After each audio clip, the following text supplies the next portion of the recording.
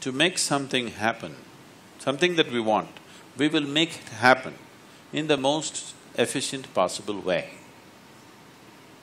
That's engineering. If you're doing it in horribly inefficient ways, that cannot be called engineering, isn't it?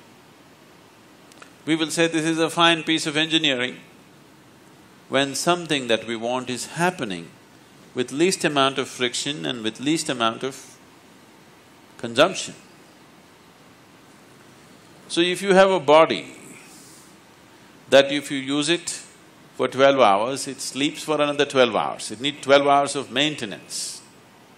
Sleep is maintenance time, you know. If you had a car that you use it for 15 days it's in the garage, it's better to take the public transport. Now you have a body which has to sleep 10 to 12 hours a day.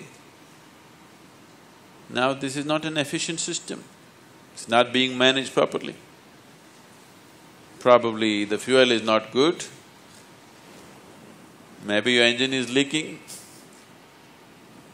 So is this all physical? No. Maybe medically you have been certified fit, but still, if you need to sleep 8 to 10 hours, which unfortunately people are saying, qualified people are saying is standard that every human being must sleep 8 to 10 hours.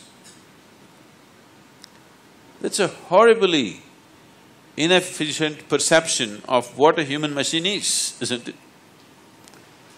This is the most sophisticated machinery on the planet, this human mechanism.